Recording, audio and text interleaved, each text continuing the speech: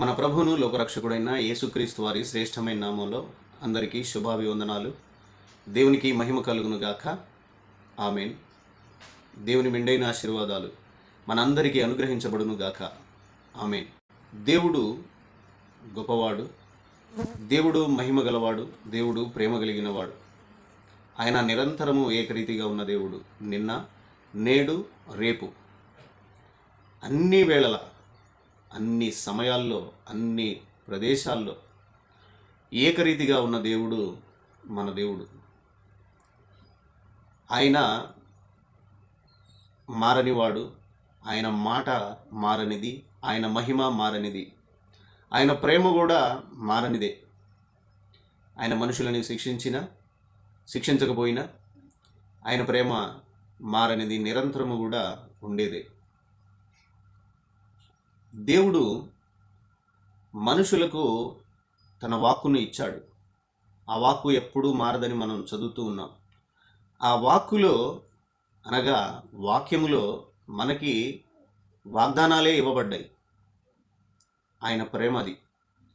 ఆ వాగ్దానాలు ఎప్పుడూ కూడా ఆయన మరచిపోడు. మానవాళి అంతటికి ఇవ్వబడినటువంటి కామన్ ప్రామిసెస్ ఏవైతే ఉన్నాయో అవి ఖచ్చితంగా ఆయన నెరవేర్చుతాడు. సరే, ఒక వ్యక్తికి వ్యక్తిగతంగా ఇచ్చినటువంటి, ఆ వ్యక్తికి మాత్రమే ఇచ్చినటువంటి వాగ్దానాలు ఏవైనా దేవుడు చేయకుండా ఉండొచ్చేమో. ఆ వ్యక్తి యొక్క తత్వాన్ని బట్టి, ఆ వ్యక్తి యొక్క ప్రవర్తనను బట్టి మార్చుకోవచ్చేమో. ఉదాహరణకి మనం చూస్తే యేసు ప్రభు వారు తన శిష్యులకి పరలోకాన్ని, సింహాసనాన్ని వాగ్దానం చేశాడు. ఆ శిష్యుల్లో ఇస్కరియోతు యూదా కూడా ఒకరు. ఆ వాగ్దానాన్ని తన యొక్క ప్రవర్తన ద్వారానే ఇస్కరియోతు యూదా పోగొట్టుకున్నారు. మత్తయి సువార్త 19వ అధ్యాయము 27, 28 వచనాలను మనం గమనించినప్పుడు ఆ సందర్భం ఏంటి అని అంటే, పేతురు యేసు ప్రభుతో మేమన్నీ విడిచిపెట్టి వచ్చాం కదా, మాకేంటి లాభం అన్నట్టు అడుగుతాడు. ఒకసారి చదువుదాం. మత్తయి సువార్త 19వ అధ్యాయం 27, 28 వచనాలు. పేతురు, ఇదిగో మేము సమస్తమును విడిచిపెట్టి నిన్ను వెంబడించితిమి గనుక మాకేమి దొరుకునని ఆయనను అడుగగా, యేసు వారితో ఇట్లనెను, ప్రపంచ పునర్జననమందు మనుష్య కుమారుడు తన మహిమగల సింహాసనము మీద ఆసీనుడై ఉండునప్పుడు నన్ను వెంబడించిన మీరును 12 సింహాసనముల మీద ఆసీనులై ఇశ్రాయేలు 12 గోత్రముల వారికి తీర్పు తీర్చుదురు. సింహాసనాన్ని వాగ్దానం చేశాడు 12 మంది శిష్యులకి. అప్పటికి ఇంకా ఇస్కరియోతు యూదా యేసుప్రభుని అప్పగించలేదు, అమ్మివేయలేదు. అంతకుముందు యేసుప్రభు వారికి వాగ్దానం చేశాడు, 12 మంది శిష్యులైన మీకు 12 సింహాసనాలను ఇస్తాను, మీరు 12 గోత్రాల వారైన ఇశ్రాయేలీలకు మీరు తీర్పు తీరుస్తారు అని వాగ్దానం చేశాడు. ఇస్కరియోతు యూదా తనకివ్వబడినటువంటి వాగ్దానమును మరిచి, ఈ లోక ఆశను ప్రేమించి, తన ప్రవర్తన చొప్పున తానే ఆ వాగ్దానానికి పాత్రుడు కాకుండా పోయాడు. ఆ రకంగా మనిషి దేవుని వాగ్దానాన్ని స్వతంత్రించుకోకుండా పోవటమే కానీ దేవుడు ఆయన ఇచ్చినటువంటి వాగ్దానాన్ని మనుషుల జీవితంలో నెరవేర్చకుండా ఉండడు. ఆయన మాట గతించదు, ఆయన మాట మారదు. అలాగే ఆయన ఇచ్చినటువంటి వాగ్దానాల్లో ఒకటి మనకి స్వస్థపరచు యెహోవాను నేనే అన్నాడు. నమ్ముట నీ వలనైతే నమ్మువానికి సమస్తము సాధ్యము అన్నాడు. సువార్తల్లో చూసినప్పుడు నీ విశ్వాసమే నేను స్వస్థపరిచిందని ప్రభువే చెప్పాడు. ఆయన పొందిన దెబ్బల చేత మనకు స్వస్థత కలుగుతుంది అని యెషయా గ్రంథకర్త ద్వారా చెప్పాడు. అలాగే పేతురు పత్రికలో కూడా, మొదటి పత్రికలోనే 2వ అధ్యాయం 24 వచనంలో మనం చదువుతాం, మీరు ఆయన పొందిన గాయముల చేత స్వస్థత పొంది ఉన్నారు అని అక్కడ రాయబడి ఉంది. ఆయన పొందిన దెబ్బల చేత, గాయముల చేత మనకి స్వస్థత వస్తుందని ఆయన చెప్తున్నాడు అక్కడ వాక్యంలో. స్వస్థత కూడా వాగ్దానం చేయబడింది. అది ఆగిపోతుందా అంటే ఆగిపోతుంది. ఆయన స్వస్థత కూడా వాగ్దానం చేశాడు మనకి. అలాగే పేర్లు పెట్టి పిలిచేటటువంటి పరిస్థితి కూడా మనం ఈనాడు చూస్తూ ఉన్నాం. అనేకులు దాన్ని తప్పుపడుతున్నారు, అది దొంగ పని అని కూడా కొంత కటువుగా మాట్లాడుతూ ఉన్నారు. మరి ఇలా మాట్లాడటం వెనుక వాళ్ళు ఏమనుకుంటున్నారంటే మేము నిజాన్ని ప్రపంచానికి తెలియపరుస్తున్నామని ధైర్యంగా మాట్లాడుతున్నారు. మరొక వర్గం వారు ఏమనుకుంటున్నారు అంటే అది అసూయభావంతో చేస్తున్నారు అని, అది అవిశ్వాసంతో మాట్లాడుతున్న మాట అని, ఓర్చుకోలేక మాట్లాడుతున్న మాట అని అలా అర్థం చేసుకుంటూ ఉన్నారు. ఈనాడు ఉన్నటువంటి సమస్య ఏంటి అని అంటే క్రైస్తవ్యంలో స్వస్థతలు లేవు అని కొందరు అంటున్నారు. కొంతమంది స్వస్థతలు జరుగుతున్నాయి అంటున్నారు, ఉన్నాయి అంటున్నారు. పేరు పెట్టి విశ్వాసుల్ని పిలుస్తున్నారు. కొంతమంది అలా పిలవటం తప్పు, అది దేవుని వల్ల జరిగేది కాదు అని చెప్తున్నారు. అవి దయ్యాల వల్ల జరిగేవి అనేటటువంటి ఆలోచనలు కొంతమంది చేస్తున్నారు. అవి దయ్యాల వల్ల జరుగుతున్నాయి అలాంటి కార్యాలు అని అంటే దయ్యం వల్ల చేసే పని దేవుడు కొన్ని చేయడు కానీ పేరు పెట్టి పిలవలేడా? దయ్యము మనుషుల్ని పాపం చేసేలా ప్రేరేపిస్తుంది, దేవుడు ఆ పని చేయడు ఆ పని. కానీ పేరు పెట్టి అయితే పిలవగలడు. సరే, ఇది జరుగుతున్నటువంటి పరిస్థితి క్రైస్తవ్యానికి కొంత గందరగోళాన్ని కలిగిస్తుంది.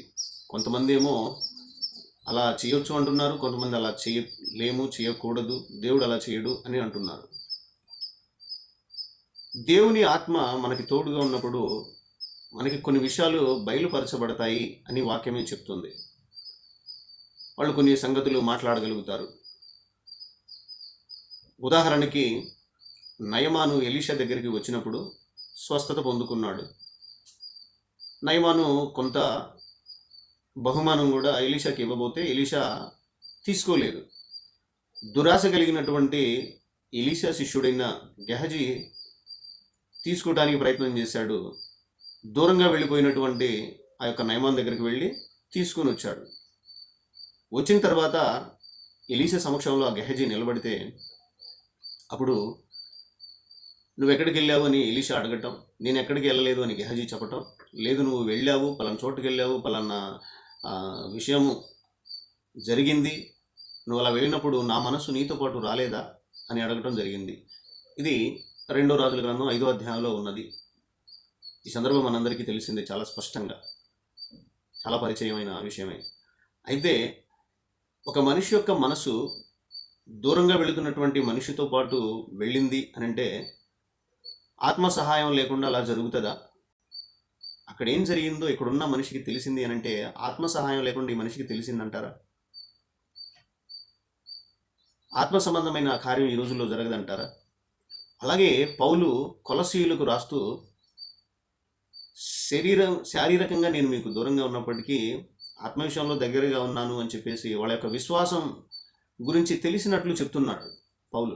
ఎక్కడో ఉన్న పౌలుకి ఆత్మ తోడై ఉండటం వల్ల కొలస్సీ ప్రాంతంలో లేకపోతే ఆ సంఘంలో ఉన్నటువంటి వ్యక్తుల యొక్క విశ్వాసం, స్థిర విశ్వాసం గురించి ఎలా తెలిసింది? ఆత్మ బయలుపరచడం వల్లే కదా. ఒక వ్యక్తి, ఒక సేవకుడు ఆత్మ సంబంధంగా ఉండకుండా స్వస్థతలు కానీ ఇట్లా పేరు పెట్టి పిలవటం కానీ జరగదు. ఆత్మ సంబంధంగా ఉండకపోతే అలా జరగదు. ఆత్మ సంబంధంగా ఉంటేనే, ఆత్మదేవుడు తోడై ఉంటేనే జరుగుతుంది. ఇలా జరిగింది అంటే సాధారణంగా మనం అద్భుతం అని చెప్పేసి చెప్పొచ్చు. ఇలాంటి అద్భుత కార్యాలు చేసేటటువంటి వరాన్ని పరిశుద్ధాత్మ దేవుడే ఇచ్చాడు మనిషికి. ఈ సంగతిని కొరింథీయులకు రాసిన మొదటి పత్రిక 12వ అధ్యాయంలో మనం చాలా స్పష్టంగా చూస్తాం. ఆత్మవరాలు అక్కడ ఉన్నాయి. జ్ఞానవాక్యం అని, బుద్ధివాక్యం అని, స్వస్థపరిచే వరం అని, అద్భుత కార్యాలు చేసే వరం అని, ప్రవచనాలు చెప్పే వరం అని, ఇలా రకరకాల వరాలు ఉన్నాయి.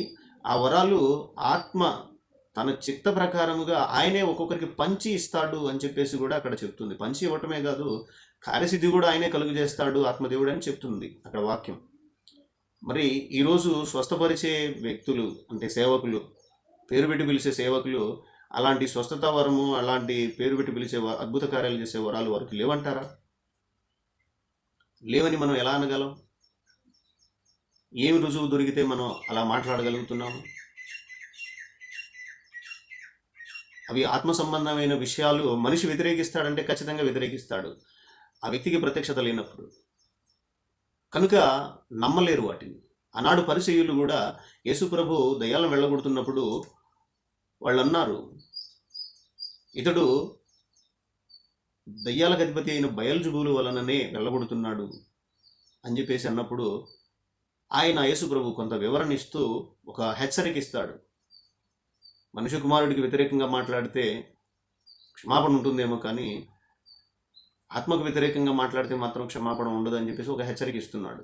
ఈనాడు స్వస్థతలు చేసేవాళ్ళు కానీ, ఈనాడు పేర్లు పెట్టి పిలిచేవాళ్ళు కానీ అలా ఆత్మ ద్వారా చేయకపోతే మనం సందేహించటం, వాళ్ళని కించపరిచి మాట్లాడటం, లేకపోతే వాళ్ళని దోషులుగా దొంగలుగా మాట్లాడటం రైటే అవుతుంది. వాళ్ళు గనక పరిశుద్ధాత్మతో గనక అట్లా జరిగించినట్లయితే, అలా ఎవరైతే మాట్లాడతారో వాళ్ళు ఖచ్చితంగా క్షమాపణ కోల్పోతారేమో ఒకసారి గ్రహించుకోవాలి. అవి దేవుని పేరిట జరగటం లేదు అనంటే వ్యతిరేకించటం సమంజసమే. అవి దేవుని మూలంగా జరుగుతున్నవి అనైతే, దేవుని మూలంగా జరిగేవే అయితే మాట్లాడినందుకు వాళ్ళు చాలా ఇబ్బంది పడతారు. మనం అపోస్తుల కార్యాల్లో 5వ అధ్యాయంలో 33వ వచనం నుంచి కొన్ని వచనాలు మనం చూసినప్పుడు గమలీయేలు అనేటటువంటి ఒక ధర్మశాస్త్రోపదేశకుడు కనిపిస్తారు. మనందరికీ తెలుసు గమలీయేలు ఎవరు అనేది. గమలీయేలు దగ్గర పౌలు సౌలుగా ఉన్నప్పుడు ఆ ధర్మశాస్త్రాన్ని నేర్చుకున్నాడు అని మనందరికీ తెలుసు. ధర్మశాస్త్రంలో గొప్ప ప్రావీణ్యం కలిగినటువంటి వ్యక్తి ఈ గమలీయేలు, ధర్మశాస్త్రోపదేశకుడు. ఈయన వాక్యం చాలా చదువుకున్నాడు. ఈయన కూడా కొంత సందేహం కలిగింది అక్కడ జరుగుతున్నటువంటి విషయాలను బట్టి. అక్కడ జరుగుతున్నటువంటి విషయాలు ఏంటి అనంటే, ప్రభువు అయిన యేసుక్రీస్తు వారి శిష్యులు యేసుక్రీస్తు గురించి తెలియపరుస్తూ ఉన్నారు, రక్షకుడు గురించి ప్రకటిస్తూ ఉన్నప్పుడు అక్కడ ఉన్న వాళ్ళందరూ దాన్ని వ్యతిరేకించారు. వాళ్ళని ఆజ్ఞాపించారు, అసలు మీరు ఆ యేసునామంలో మీరు బోధించడానికి వీల్లేదు అని చెప్పేసి, యేసుక్రీస్తు గురించి బోధించొద్దని చెప్పడానికి వాళ్ళని ఆటంకపరిచారు, వాళ్ళని జైల్లో కూడా పెట్టారు. ఇలా జరుగుతున్న సందర్భాలు అవి. అలా జరుగుతున్నప్పుడు వీళ్ళని మరలా వాళ్ళు పట్టుకొని ఇబ్బంది పెడుతున్న సమయంలో గమలీయేలు వచ్చాడు. అక్కడున్న వాళ్ళైతే ఆ శిష్యుల్ని చంపటానికి ఉద్దేశించారు అని అక్కడ రాయబడింది. అలా చంపటానికి ఉద్దేశించారు అన్నప్పుడు గమలీయేలు చడ్డుపడుతున్నాడు. అయ్యా, వీళ్ళు చేసేది దేవుని మూలంగానైతే దాన్ని మనం ఎవరూ ఆపలేము. దేవుని మూలంగా వాళ్ళు అది చేస్తున్నట్లయితే మనం దాన్ని వ్యతిరేకిస్తున్నాం కాబట్టి మనం దేవునికి వ్యతిరేకంగా వెళుతున్నాము, జాగ్రత్త అని చెప్పేసి వాళ్ళని హెచ్చరిస్తాడు. ఒకవేళ వాళ్ళు దేవుని మూలంగా చేయట్లేదు అనుకోండి, వాళ్ళే నశించిపోతారు. ఇంతకుముందు తూదా అనేవాడు ఒకడు వచ్చాడు, అలాగే గలిలయకు సంబంధించినటువంటి యోధా అనేవాడు ఒకడు వచ్చారు. వాళ్ళ వల్ల వాళ్ళు చనిపోయారు, నశించిపోయారు. ఒకవేళ వీళ్ళు కూడా వాళ్ళంతటి వాళ్ళే అలా వచ్చినట్లయితే, దేవునితో సంబంధం లేకుండా ఉన్నట్లయితే వాళ్ళే పోతారు. ఒకవేళ వీళ్ళు చేసేది దేవుని మూలంగానైతే మనము దేవునికే వ్యతిరేకంగా వెళుతున్నాం, జాగ్రత్త అని చెప్పేసి ఒక హెచ్చరికనిస్తారు గమలీయేలు గారు అక్కడ. ఈనాడు స్వస్థతలు చేసేవాళ్ళు కానీ, ఈనాడు పేర్లు పెట్టి పిలిచేవాళ్ళు కానీ ఆత్మ సంబంధంగా చెయ్యకపోతే, ఆత్మ సంబంధమైన వరములతో కాకపోతే, పరిశుద్ధాత్మ దేవుని ద్వారా చెయ్యకపోతే, అలా చేసినందుకు వాళ్ళే లెక్క అప్పచెప్పాల్సింది. ఒకవేళ ఆత్మతో గనక వాళ్ళు చేస్తున్నారు అనంటే వ్యతిరేకించినందుకు పరిశుద్ధాత్మకు వ్యతిరేకంగా మనం వెళుతున్నట్టు గమనించుకోవాలి. ఇలా గమనించుకున్నప్పుడు మనకి జ్ఞాపకం రావాల్సినటువంటి హెచ్చరిక ఏంటి అంటే, పరిసయ్యులు యేసు ప్రభువుని దయ్యాల అధిపతి అయిన బయల్జెబూలు మూలంగా దయ్యాలను వెళ్ళగొడుతున్నాడు అన్నప్పుడు యేసు ప్రభు పరిశుద్ధాత్మకు వ్యతిరేకంగా వెళితే క్షమాపణ లేదు అనే హెచ్చరిక ఇచ్చాడు. ఆ హెచ్చరికను మనం జ్ఞాపకం చేసుకోవాలి. సరే, ఏదేమైనప్పటికీ ఆత్మ మూలంగా చేస్తున్నారా, వాళ్ళ ఫేమ్ కోసం చేస్తున్నారా అనే విషయాన్ని మనం పక్కన పెట్టినట్లయితే, క్రైస్తవ్యము గందరగోళంలోకి వెళ్తుందేమో, గలిబిలి జరుగుతుందేమో అనే విషయాన్ని కూడా ఒకసారి గ్రహించుకోవాలి. ఇవన్నీ కూడా మనం ఆలోచించి ఆచితూచి ముందుకు వేయాలి. స్వస్థతలు జరుగుతున్నాయా అనంటే ఈనాటికి కూడా జరుగుతున్నాయి. డాక్టర్లు చెప్తున్నారు, ఈ మనిషి గంట కంటే ఎక్కువ బ్రతకరండి, ఈ మనిషి ఒక రోజు కంటే ఎక్కువ బ్రతకరండి, ఈ మనిషి 1 సంవత్సరం కంటే ఎక్కువ బ్రతకరండి, 1 నెల కంటే ఎక్కువ బ్రతకరని ఒక టైము ఫిక్స్ చేస్తున్నారు. ఇంకెంతవరకే వీళ్ళ జీవితము తర్వాత ఉండదు అని. మీ దేవుణ్ణి మీరు ఆరాధించుకోండి, మీ దేవుడే కాపాడాలి, ఇక ఏ డాక్టర్ వల్ల కూడా కాదు. హైదరాబాద్ వెళ్ళినా అవ్వదు, అమెరికా వెళ్ళినా అవ్వదు. ఒక డాక్టర్గా మేమే చెప్తున్నాం అని చెప్పేసి డాక్టర్లే చెప్తున్నారు. అలాంటి సందర్భంలో కూడా నిపుణులైనటువంటి డాక్టర్లు సైతం చెప్తున్నటువంటి సందర్భాల్లో కూడా వాళ్ళు చెప్పిన సమయానికి మించి బ్రతుకుతున్నారు, ఆరోగ్యంగా బ్రతుకుతున్నారు. ఆ అనారోగ్యం పోయి స్వస్థత పొందుకొని మరీ బ్రతుకుతున్నారు. ప్రార్థనలు చేసిన కారణంగా ఇవన్నీ జరుగుతున్నాయి. ప్రార్థనలు చేసిన తరువాత వాళ్ళు బ్రతుకుతున్నారు. డాక్టర్లు చెప్పిన ఆయుష్ కంటే కూడా ఎక్కువగా అధికంగా బ్రతుకుతున్నారు. మరి దీనికి మనం ఏం చేస్తాము, ఏం చెప్పగలుగుతాము? స్వస్థత లేదు అని అంటే ఎక్కడి నుంచి వచ్చింది అని మనం చెప్పగలుగుతాము? ఈనాడు అలాంటి పరిస్థితులు ప్రపంచంలో జరుగుతున్నాయి, డాక్టర్ల జ్ఞానానికి మించే జరుగుతున్నాయి అనే సంగతి ప్రపంచానికి అంతటికి కూడా తెలిసిందే. మనం కళ్ళారా కూడా చూస్తూ ఉన్నాం, చెవులారా వింటూ ఉన్నాం. ఇవన్నీ ఎలా జరిగాయి మరి ఒకసారి ఆలోచించాలి. స్వస్థతలు లేకపోతే, దేవుడు స్వస్థపరచకపోతే, దేవుడు మనిషికి స్వస్థత వరం ఇవ్వకపోతే ఇవన్నీ ఎలా జరిగాయి ఒకసారి ఆలోచించాలి. దేవుడి వాక్యం ఏం తెలియపరుస్తుంది అంటే, ఆయన పొందిన దెబ్బల చేత, ఆయన అంటే యేసుక్రీస్తు ప్రభు, ఆయన పొందిన దెబ్బల చేత, ఆయన పొందిన గాయాల చేత మనకు స్వస్థత వస్తుంది అని యెషయా గ్రంథం 53వ అధ్యాయంలో రాయబడి ఉంది. అలాగే పేతురు రాసిన మొదటి పత్రికలో 2వ అధ్యాయం చివరిలో కూడా రాయబడి ఉంది. కనుక ఒకసారి మనం ఆలోచించాలి. ఆత్మదేవుడు స్వస్థత వరాన్ని ఇస్తాడు అని, అద్భుత కార్యాలు చేసే వరాన్ని ఇస్తాడు అని కూడా, భాషల వరాన్ని ఇస్తాడని కూడా అక్కడ రాయబడింది. ఆయనకి ఇష్ట ప్రకారంగా, ఆయన చిత్త ప్రకారంగా ఒక్కొక్కళ్ళకి ఒక్కొక్క వరం ఇస్తాడు అని అక్కడ రాయబడి ఉంది. ఒకవేళ ఆ వరం దేవుడే ఇవ్వటం వల్ల వాళ్ళు స్వస్థపరుస్తున్నారేమో, పేర్లు పెట్టి పిలుస్తున్నారేమో. ఎందుకు ఆలోచించకూడదు? వాళ్ళ సొంతగా చేస్తున్నట్లయితే వాళ్ళ మానాన వాళ్ళే దేవునికి లెక్క అప్పచెప్పుకోవాల్సి ఉంటుంది. ఒకవేళ దేవుని మూలంగానే జరిగితే దాన్ని వ్యతిరేకించే వాళ్ళు దేవునికి వ్యతిరేకంగా పోతున్నారనే సంగతిని గ్రహించుకోవాల్సిందిగా ప్రభు పేరిట మనవి చేస్తూ ఉన్నాను. ఏదేమైనా క్రైస్తవ్యాన్ని గలిబిలి చేయకుండా ఉంటే బాగుండు అనేది ప్రతి ఒక్కరి ఆశ. స్వస్థతలు ఉన్నాయి అనేవాళ్ళ ఆశ అదే, స్వస్థతలు లేవు అనేవాళ్ళ ఆలోచన కూడా అదే. దీనికి పరిష్కారం ఆలోచించి సంఘ ఐక్యత గురించి పట్టించుకుంటే బాగుండనేది అందరూ అనుకునే ఆలోచన. మనమంతా కూడా దేవుని మహింపరుద్దాం. అట్టి దీవెన మనందరికీ దేవుడు అనుగ్రహించును గాక. ఆమేన్.